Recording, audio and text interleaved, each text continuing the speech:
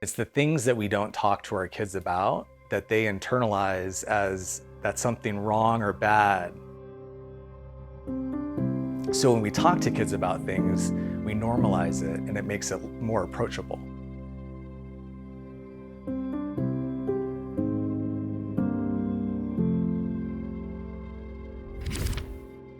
I was originally born in Tucson, Arizona, and I grew up in a family that was very loving and supportive and also very religious. And so I knew that I was gay when I was around 6, is when I recall having that kind of conscious awareness. I kind of started to notice that there were differences about me from other kids that I played with or even in my family. And so I had that awareness, and I also had the awareness that being gay was not okay. And so I hid in the closet, stayed in the closet. And I thought that if I could be the best Christian, I grew up Christian, and so if I was the best little boy, got good grades, had girlfriends, then I could pray the gay away. And so I did that for pretty much my whole childhood, high school, college. And at the time I was really struggling with my identity. A lot of my friends were getting married, so I was going to a lot of weddings, this sort of heteronormative culture, and that was, it was like nails on a chalkboard every time someone asked me, do I have a girlfriend?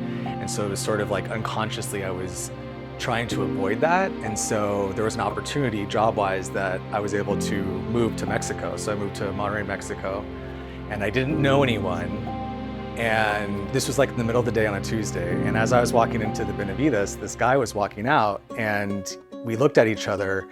And I remember I felt like we had met before. So, and he was really handsome, and I started getting, my palms started sweating, and I was nervous. And I remember going to get a drink at where the drinks are.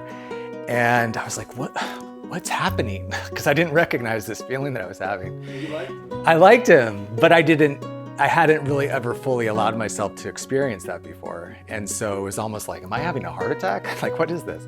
And so I walked up to the register to pay for my drink, and I could see him parked out, and he was pretending to read a newspaper or something in his car. And I remember walking out, I was walking toward my car, and I was like, I don't know anyone in Mexico, I don't know anyone here, I have nothing to lose. And I had always told myself that, being gay was like, you meet guys in the dark alleyway, like all the messages, I call them messages from the playground, the subconscious beliefs that we pick up from our childhood we have them about everything. And so when it came to the messages that I received about what it meant to be gay, I thought that it had to be like a secret meeting at night on the weekend. And this was, in the middle of the day on a Tuesday at a Benavides. And so I walked up to his car, and he rolled down the window, and in my broken Spanish, I was like, hola, nada más quería decir hola, which I just wanted to say hi. And then he started speaking in English and was like, oh, you're not from here. And we just started talking, and we met and started dating, and I fell in love and came out to my family, and the rest is history. I moved out to LA to work for GLAAD, the Gay and Lesbian Alliance Against Defamation. And what I realized in my own journey, because after I came out to my family, I realized I really wanted to give more back to the community because of the other little Chris's that were like me, that were scared. And a lot of the challenges that I went through was very painful. And so I moved out here to do all this wonderful, amazing advocacy work, but yet I hadn't really fully processed all the pain and trauma that I had experienced, and I was still carrying inside. And so that propelled me on a deeper path to explore my own self in a deeper way. And then that led me to do more speaking and writing.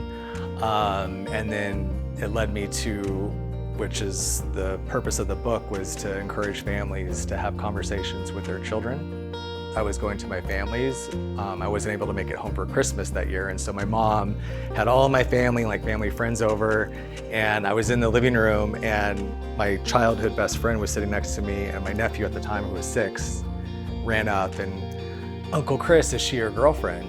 And that moment changed my life, because I realized the nuances of familial homophobia. My family didn't consider themselves homophobic by any means. My mom, for example, was my biggest supporter. It was a journey, but she was was one of my biggest supporters. But when I asked why my nephew at the time, who was 6, didn't know that I was gay, they all thought he was too young to understand. Even the notion of not considering that there are children in our families right now who could be LGBTQ and not considering that as a possibility is helping reinforce these heteronormative constructs that we grow up in. And as a gay man, and for LGBTQ people, what I describe as heteronormativity isn't necessarily something that you see, but it's something you feel. And so if we're not creating space for children to consider that I don't have to be like my mommy and daddy, then it creates space for them to grow into who they are, rather than hide that, version of themselves. And that's also the purpose of my book, is for parents and families to encourage open and honest conversations with their children. This is the English version, Raising LGBTQ Allies, Parent's Guide to Changing the Messages from the Playground. And then it just came out, it was released in Spanish last month. We all have messages from the playground, no matter who we are or where, like all of us in this room may have grown up in different places, have different ages and cultural backgrounds. There are certain collective societal beliefs that we all pick up no matter where we are. I watch movies, you see movies all the time, and it's so perfectly ingrained to see like a little boy and a little girl to have a crush, to even see it in the movie.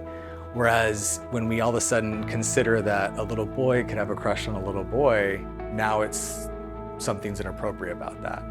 I am a therapist. I work with families and people who their families never talk to them about addiction, never talk to them about money, finances, never talk to them about the war, like anything that's going on in the world. And it's the things that we don't talk to our kids about that they internalize as that's something wrong or bad. So when we talk to kids about things, we normalize it and it makes it more approachable.